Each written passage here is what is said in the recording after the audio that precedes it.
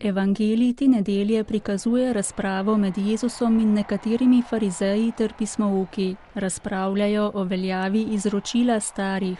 Jezus ga, spominjajoč na preroka Izaija, opredeli kot človeške zapovedi, zato ne sme nikdar nadomestiti Božje zapovedi. S temi besedami je papež Frančišek z okna apostolske palače začel nagovor pred opoldansko molitvijo. Sorelle, buongiorno. Vernikom, zbranim na trgu svetega Petra, je razložil današnji evangeljski odlomek. Zunanje drže so posledica tistega, kar smo se odločili v srcu. Ni nasprotno, zunanjimi držami, če se srce ne spremeni, nismo pravi kristjani.